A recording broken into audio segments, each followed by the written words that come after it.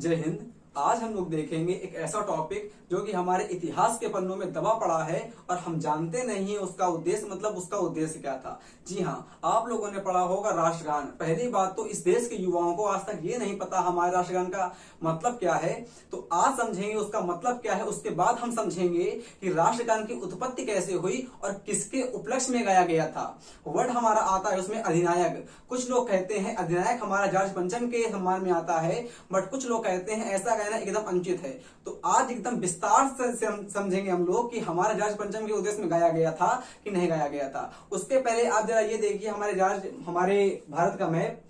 हम आप लोगों से कहते हैं कि भारतवर्ष हमारा जमीन का टुकड़ा नहीं है बल्कि जीता जागता राजपुरुष है। हिमालय इसका मस्तक है और यहाँ पड़ती है आपकी चोटी गौरी शंकर सिखा है। और कश्मीर किरीट है। किरीट का मतलब होता है हमारा मुकुट। कश्मीर किरीट है। पावस के काले काले मेघ इसके कुंतल केस हैं। पंजाब और बंगाल इसकी दो विशाल भुजाएं हैं। यूपी और बिहार इसके वक्ष स्थल हैं। पूर्वी और पश्चिमी घाट इसकी दो विशाल जांघें हैं। कन्याकुमारी इसके पग हैं और सागर इसके पाद हैं। और सूरज चंद्रमा इसकी आरती उतारते हैं। इसका कण कण शंकर है। बिंदु बिंदु गंगा जल है। यह तर्पण की भूमि है, अर्पण की भूमि है, अभिनंदन की भूमि है। हम जिएंगे इसके लिए, हम मरेंगे इसके लिए। तो आप ये समझिए हमारे पूरे विश्व के क्या कहें, आज तक ऐसा इंसान पैदा नहीं हुआ। One of the biggest man of Atal Bihari Vajpayee, उन्होंने कहा था ऐसी कल्पना करके। तो हमारे कहा गया था कि भारतवर्ष एक जमीन का टुकड़ा नहीं है। उन्होंने पूरे भारतवर्ष को एक पूरे राजपुरुष के रूप में दिखाना चाहा था और कहा था कि भारतवर्ष हमारा जमीन का टुकड़ा नहीं है बल्कि जीता जागता राजपुरुष है। भैया हिमालय इसका मस्तक है और गौरी शंकर यहाँ पड़ती है सिखा है। और कश्मीर किरीट का मतलब होता है मुकुट, तो कश्मीर किरीट है। और पावस के काले काले मेघ आप जानते होंगे, जब हमारा मानसून आता है तो पश्चिमी घाट से आता है टकरा के, हमने ऐसे करके आता है, मानसून आता है और पश्चिमी घाट के किनारे निकल जाता है और यहाँ बनते हैं पावस के काले काले मेघ। तो पावस के काले काले मेघ इसके कुंतल केस है भाई साहब। और पंजाब और बंगाल इसकी दो विशाल भुजाएं हैं और यूपी और बिहार इसके वक्ष स्थल हैं। पश्चिमी और पूर्वी घाट इसके जांघें हैं और कन्याकुमारी इसका पग है। पग मतलब होता है पैर। और सागर इसके पाद हैं। या तर्पण की भूमि है, अर्पण की भूमि है, या अभिनंदन की भूमि है, वंदन की भूमि है। सूरज चंद्रमा इसकी आरती उतारते हैं। हम जिएंगे इसके लिए, हम मरेंगे इसके लिए। तो आप लोग सबसे सच्चा प्रेम वही है जिसकी तृप्त आत्मबलि पर हो निर्भर और त्याग बिना निष्प्राण प्रेम है, करो प्रेम पर प्राण निछावर, हमारे कहा भी गया है। अब देखते हैं अपना राष्ट्र प्रेम राष्ट्रगान के उद्देश्य में। देखिए सबसे पहले आप लोग ये समझिए कि राष्ट्रगान का मतलब है पूरे राष्ट्रगान, मतलब कि उस जो भी हमारे देश होता है, हमारे देश में लिखा था हमारे टैगोर जी ने, जिनको भारत का पहला मिला गया था नोबेल सम्मान 1913 में। और मिला किसमें था? गीतांजलि में। जी हाँ, गीतांजलि नामक उन्होंने पुस्तक लिखी जिसमें हमारा स्वीडन देता है नोबेल पुरस्कार, जो कि उनको 1913 में नोबेल पुरस्कार मिला गया था, जो कि भारत का प्रथम था। वो one of the biggest man थे हमारे। उन्होंने हमारे भारत का राष्ट्रगान लिखकर तैयार किया था। उनके मन में, उनके दिमाग में अपने भारत की इसी इथिक्स थी कि एक राष्ट्रगान में पूरे के पूरे भारत को बांध दिया और एक मतलब 13 पंक्तियों में पूरे के पूरे भारत को समुच्चारित कर दिया। और देखिएगा आप लोगों ने पढ़ा होगा, देखिए जन गण मन होता है और पढ़ा होगा आप लोगों ने कि पंजाब यहां पड़ता है हमारा पंजाब। तो पंजाब, सिंध, गुजरात, मराठा, जब हमारा पाकिस्तान हम में मतलब शामिल था तो कहा था उन्होंने, देखिए उन्होंने लिखा था 1911 में। कुछ लोग कहते हैं कि जॉर्ज पंचम के सम्मान में लिखा गया था। अभी उसका विवाद दूर करते हैं हम। पहले आप ये समझिए कि पंजाब, सिंध, गुजरात, मराठा बराबर महाराष्ट्र, जहां के हमारे राजगुरु थे। तो पंजाब, सिंध, गुजरात, मराठा, द्राविड़, हमारे महाराष्ट्र के नीचे वाले पहाड़ को हम लोग कहते थे द्रविड़ का भारत। आप लोगों ने पढ़ा होगा अगर प्राचीन भारत का इतिहास तो जाने होंगे आप लोग द्रविड़। और नीचे वाला जो कतई नीचे है इसको उड़ीसा वाले पहाड़ को हम लोग कहते थे यह हमारा होता था द्रविड़ भारत। नीचे वाले पहाड़ को हम लोग कहते थे भारत का द्रविड़ भारत और इसको हम लोग कहते थे उड़ीसा। आप लोगों ने पढ़ा भी होगा हमारा कलिंग वाला युद्ध, तो वहां पढ़ा भी होगा आप लोगों ने खारवेल की उत्पत्ति जब हुई थी हमारी। तो पंजाब, सिंध, गुजरात, मराठा, द्राविड़, उत्कल, बंग बराबर बंगाल, द्राविड़, उत्कल, बंग और विंध्याचल पर्वत पड़ता है मध्य प्रदेश में। तो विंध्य और हिमाचल और यमुना, आप लोगों ने पढ़ा होगा यमुना नदी निकलती है हमारी यमुनोत्री ग्लेशियर से। गंगा यमुना उच्चल चलत रंग, मतलब कि इतने छोटे टॉपिक में पूरे के पूरे राष्ट्र को बांध दिया और अपने पूरे जितनी उनकी प्रयास था वो कहने का प्रयास किया। बट उनके इस गाने में आज भी लोगों को विवाद होता है कि ऐसा उन्होंने क्यों कह दिया। फिर सुनिएगा आप लोग, कहा था उन्होंने कि पंजाब यहां पड़ता है हमारा, देखिएगा कि पंजाब सिंध और गुजरात पड़ता है हमारा, गुजरात मराठा द्राविड़, भारत के नीचे वाले भारत को हम लोग कहते हैं द्रविड़ भारत, द्राविड़ उत्कल बराबर उड़ीसा, उत्कल बंग बराबर बंगाल, और हिमांचल विंध्याचल पर्वत, हिमांचल यमुना नदी निकलती है सतोपथ ग्लेशियर से, दो नदी निकलती हैं जिनका नाम होता है विष्णु गंगा, एक का नाम होता है धौली गंगा। तो जब आगे बढ़ती हैं तो पड़ा होगा गंगोत्री ग्लेशियर से हमारी निकलती है आगे भागीरथी नदी, और वही भागीरथी जब मिलती है आगे हमारी अलकनंदा में तो बनती है हमारी गंगा नदी। तो गंगा नदी का उद्गम हमारा होता है हिमालय पर्वत से, गंगा यमुना उच्चल चरत तिरंग। तो इतना बढ़िया उन्होंने लिखा था। अब सुनिएगा, कुछ लोगों को हमारा विवाद होता है कि जॉर्ज पंचम के सम्मान में लिखा गया था। अब सुनिएगा, देखिए होता क्या था हमारा भारत में कि उनका मतलब खरबूजों का शासन हमारे भारत में था, इंग्लैंड वालों का, अंग्रेजों का, फिरंगियों का। तो हमारे देश में आते थे, तो हमारे देश में लगभग दिल्ली दरबार हुआ करते थे। तो आप लोगों ने पढ़ा होगा हमारे मॉडर्न हिस्ट्री में कुल मिला के भारत में आज तक 3 दिल्ली दरबार लगे हैं। जो तृतीय हमारा दिल्ली दरबार था वो कतई इंपॉर्टेंट है, क्योंकि उसमें ब्रिटेन का हमारा राजा आ गया था। पहले क्या होता था, पहले राजा नहीं आता था, उसकी शादी नई हो गई तो उसकी पत्नी का नाम था हमारी मैडम क्यूरी नाम था, क्यून मैरी उसका नाम था। उसकी पत्नी देखिएगा, राजा का नाम हमारा था जॉर्ज पंचम द्वितीय और पत्नी का नाम था हमारी क्वीन मैरी नाम था। तो उसकी पत्नी उससे कहती है कहीं हम जाएं घूमने जाएंगे। तो उसकी पत्नी के साथ वो खुद आ गया था। कहां पे आ गया था? भारत आ गया था। और आप लोगों ने पढ़ा होगा कि 1905 में हमारा लॉर्ड कर्जन नाम का एक बकलोल शासक हुआ करता था, मतलब जनरल था। उसने कहा था कि हम बंगाल का विभाजन कर देंगे। तो बंगाल का विभाजन कर दिया था। उसी के उपलक्ष्य में वो आया था। तो जनता ने उससे कहा कि हमको कुछ दो हमारे लिए। तो उसने जनता से वादा करा कि भैया हम असम को आपका केंद्र शासित प्रदेश घोषित कर देते हैं। और क्या उसने कहा था? उसने कहा था कि हम दिल्ली को राजधानी बनाते हैं। और जैसे ही उसने कहा कि दिल्ली को बनाएंगे राजधानी, और तुरंत उसने कह दिया कि हम बंगाल के विभाजन को रद्द करते हैं। इतना चला पता? अच्छा, तो उसके सम्मान में हमारा कुछ लोग कहते हैं कि रविन्द्रनाथ टैगोर जी ने जनगण मन लिखा था। आपको दिक्कत खाली एक वर्ड में होती, वहां पे अधिनायक। कुछ लोग कहते हैं अधिनायक वर्ड का मतलब हमारा होता है राजा के सम्मान में लिखा गया था ये वर्ड। भैया अधिनायक जी राजा के सम्मान में उन्होंने नहीं लिखा था, वो चिल्लाते रह गए कि उनके सम्मान में नहीं लिखा है। अधिनायक का मतलब हमारा होता है जो पूरे राष्ट्र का हमारा नायक होता है।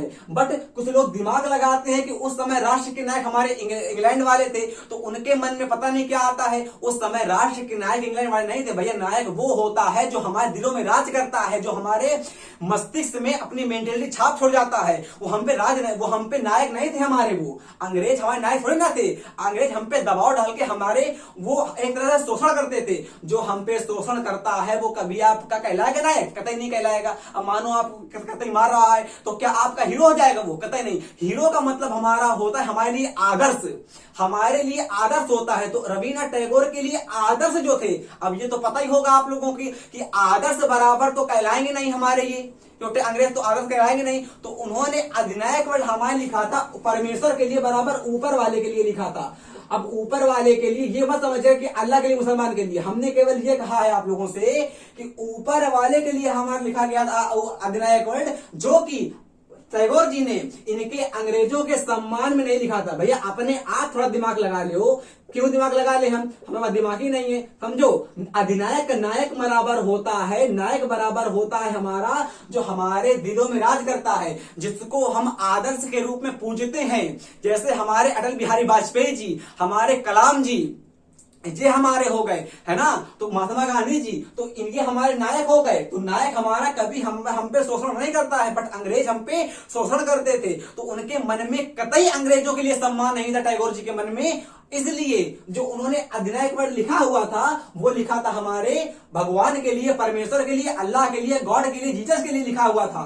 क्लियर हो गया। अच्छा ये देखिएगा कि 1877 से लेके 1911 के मध्य हमारे 3 लगे हुए हैं दिल्ली दरबार। इसमें कि हमारा जो तीसरा वाला था वो कतई इंपॉर्टेंट था। क्यों था इंपॉर्टेंट? क्योंकि उसमें ब्रिटेन का राजा हमारा आता है जॉर्ज पंचम द्वितीय। उस समय हाल ही में उसकी शादी हुई थी क्वीन मैरी से। अब देखे होगे जब कोई शादी होती जाता है घूमने तो बस यहीं चला आया था घूमने। अब उसकी पत्नी ने कहा कि आपको लोग यहाँ पे चाहते हैं कि नहीं चाहते हैं, तो उसकी जानता था कि यहाँ के लोग गरियाते हैं हमको, अब गरियाते हैं तो उसने जनता को लाभान्वित करने के लिए 3 वादे कर दिए। करे तो कई वादे थे, 3 वादे इंपॉर्टेंट थे।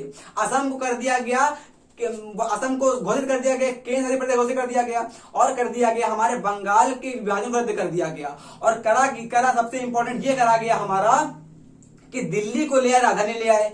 ऐसा चला पता तो बच्चों ने भी उनके सम्मान में एक गाना गा दिया था।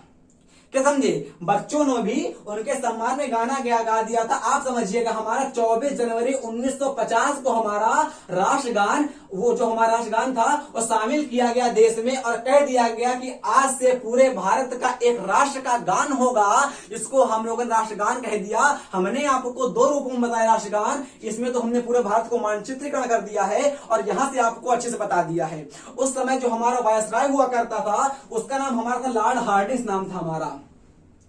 अब लोग दिन पर दिन कह रहे, दिन पर दिन हमारे विवाद हो रहे थे टैगोर जी पे कि नहीं तुमने ऐसा क्यों कहा है, नहीं ऐसा क्यों कहा है, नहीं ऐसा क्यों कहा है। वो कचुआ गए एकदम। तो उन्होंने 1939 में एक नेशनलिज्म उनकी पत्रिका थी, उसमें लिख के बता दिया कि भैया जो लोग हमको इस मूर्ख का, ऐसे ही कहा था उन लोगों ने, टैगोर जी ने 1939 में जब एकदम उब गए तो उन्होंने कहा अपनी पत्रिका में कि जो लोग हमको इस मूर्ख कार्य के लिए उपयुक्त समझते हैं तो मैं उनको बताना नहीं चाहता हूं। वो समझ गए कि भारतीय जनता कतई पॉजिटिविटी नहीं देखती है, जहां निगेटिव होगी वहीं जाएगी, क्योंकि जो हमारी आंखें होती, दिमाग होती हैं, और निगेटिव में जाता है, पॉजिटिव में नहीं जाता। बट जो अच्छे लोग होते हैं वो समझ गए थे। गांधी जी ने कहा कि ऐसा कतई नहीं है। बट कुछ मूर्ख हमारे ये कहते हैं कि नेहरू जी के दबाव में कह दिया था उन्होंने आके। भैया नेहरू जी खुद ही उनसे जलते थे अंग्रेजों से, वो उनके दबाव में क्यों कह देंगे? पहली बात नेहरू जी के उनके दबाव में कहा ही नहीं था, और दूसरी बात कहा था तो कहां प्रमाण है? कहीं प्रमाण नहीं है आपके पास, केवल मुंह जबानी करते हैं आप लोग। क्लियर हो गया? अब देखिएगा कि इसने कह दिया। और जो बच्चों ने हमारा गीत गाया था उसके सम्मान में, देखिए हुआ क्या था। वो जब कोई आता है ना तो उसके लिए कुछ प्रार्थना होती है स्कूलों में। जैसे स्कूल में मानो मेयर आ रहे हैं प्रदेश के, है ना, मतलब क्षेत्र में आ रहे हैं, तो स्कूल में आ रहे हैं तो स्कूल के जो टीचर बड़े बड़े होंगे तो उनके द्वारा बच्चों को प्रार्थना तैयार करवाई जाएगी कि भैया मेयर आएंगे तो सम्मान में कह देना। इसीलिए हमारे मेरा बादशाह नाम का एक गीत तैयार किया गया बच्चों को, और बच्चों से कहा गया कि जब वो खरबूजा हमारा आ जाएगा जॉर्ज पंचम उसके सम्मान में आप लोग ये गा देना। हालांकि गाया ये गया था, पर भारतीय मीडिया तो उस समय थी नहीं, भारतीय पत्रिकाओं ने, देखिए पत्रिकाएं 2 टाइप की थी उस समय। एक हमारी पत्रिकाएं वो थी जो कि अंग्रेजों की कट्टर विरोधी थी। पंजाब हमारा हो गया, केसरी हो गई, मतलब कतई विरोधी थी। और एक पत्रिकाएं वो थी जो अंग्रेजों की कॉर्डियल थी, मतलब कि अंग्रेजों की ही मानती थी, अंग्रेजों की ही चाटुकार थी, कोवाइफ थी हमारी, है ना। जो अंग्रेज कहते थे वही छप जाता धाए से, जो अंग्रेज कहते थे वही छप जाता था। और एक पत्रिकाएं वो थी जो वो कहते थे वो छपता नहीं था, वो जो राष्ट्र का प्रेम होता था वो दिखाती थी। और जाने कितनी पत्रिकाओं में इनको लिए छपा कि ऐसा नहीं है, बट कुछ पत्रिकाओं में छाप दिया गया कि अधिनायक वर्ल्ड जो कि हमारा जॉर्ज पंचम के सम्मान में लिखा गया है, इनके सम्मान में गाया गया है। वही लोगों के मन में मेंटेलिटी भर गई, और कुछ हमारे उस टाइप के मूर्ख लोग थे जो आज तक हमारे उनके विचार चले आ रहे हैं और आज तक उनके विचार डूब नहीं पाए, ना कभी डूब पाएंगे। तो भैया अब डुबा लो अपने विचार, है ना। तो मेरा बादशाह नामक बच्चों ने एक गीत गा दिया था जो कि हमारा उसके सम्मान में गाया गया था। तो उम्मीद करते हैं कि इस टॉपिक में आप लोग कतई कंफ्यूज नहीं होंगे। अपने नेता को, जो हमारे आदर्श हैं, ये नेता मत चुनिए हमारे जितने आजकल फिल्मी वाले आ रहे हैं, हमारे नेता चुनिए जो हमारे लिए आदर्श है। चंद्रशेखर आजाद, अब्दुल हमीद, वीर भगत सिंह, इन नेता हमारे लिए आदर्श है। नेता वो होता है जो देश को संभालता है, देश को डुबाना थोड़ी ना है। भैया आप ये एक बात बताओ हमको, 250 मानो आपकी 200 रुपए की एक वैक्सीन पड़ती थी, ठीक है, और जनता भारत की लगभग हमारी है, हम मान लेते हैं 1.5 अरब है, तो कुल मिला के हम मान लेते हैं बहुत ज्यादा, तो हमने कहा 100 40 करोड़ मान लेते हैं। अब इसका अगर आप मल्टीप्लाई करते हैं तो यहाँ पे आएगा इतना 1 2 इतना आ जाएगा, और इसके पीछे आ जाएंगे 7 8 0 आ जाएंगे। अब आप ये बताइए, क्या भारत सरकार को ऐसा करना चाहिए था कि सारे वैक्सीन को फ्री में बांटे? नहीं बांटे। अब हुआ इसका परिणाम क्या कि भारत में कमी आ गई, अग्निवीर को पैसा नहीं दिया गया, सेना की पेंशन बंद कर दी गई। अब देखिए, दिन पर दिन हमारा तब से लेके अब तक फ्री अनाज दिया जा रहा है। इसका मतलब क्या है?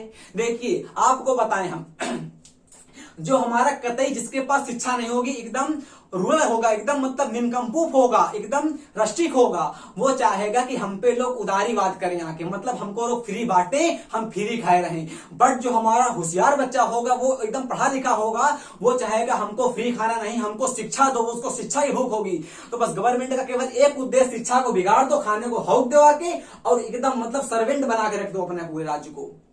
आप देखे होंगे 2014 में हमारा आया था राम मंदिर का मुद्दा, जीत गए थे ये लोग। अब हमारा आ रहा है मस्जिद ना है बनारस में, उसका मुद्दा आ रहा है। तो फिर ये लोग समझ ही रहे होंगे आप मेरी बातें।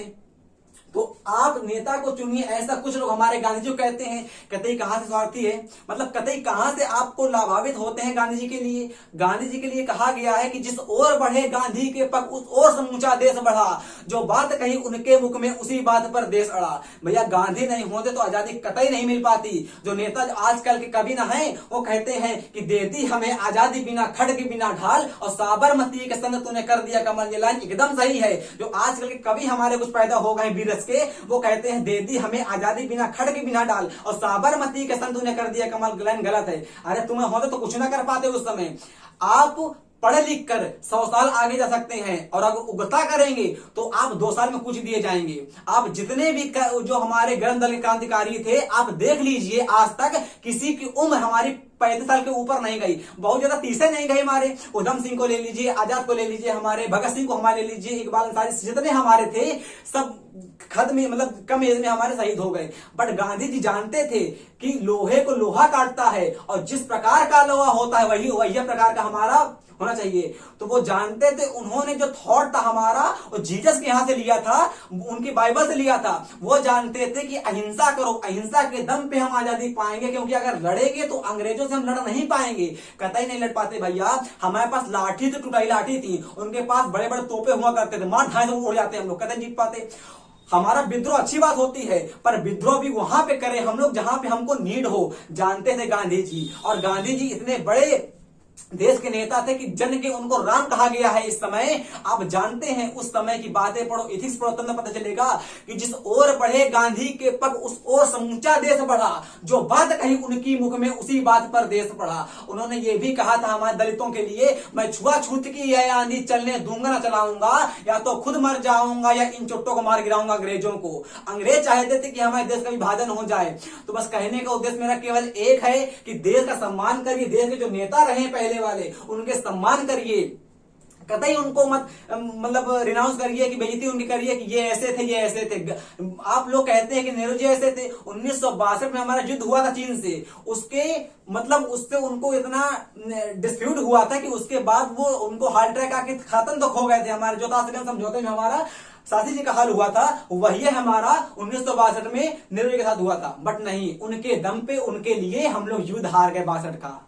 अरे भैया अगर छोड़ देते ना हम लोग सेना को, वायुसेना को, तो चीन हम पे पूरा हथियार लेता आके। चीन के पास हमसे ज्यादा सेना थी उस समय, हमारी एयरफोर्स एकदम कंसाइज थी, और चीन की हमसे दुगनी सेना थी एयरफोर्स की। हम सेना उतारते, वो भी उतारता आके, तो कहां जीत पाते भैया। चीन ने छोड़ दिया था हमको उदारवाद पे कि हमने उसके लिए पीछे हट गए। और अगर हम लड़ जाते जाके चीन से, तो पूरा विश्वास था कि चीन हमको और ले जाता। कश्मीर जो आप 10% लिया बैठा है, छोटा 100% ले लेता आके, न जीत पाते।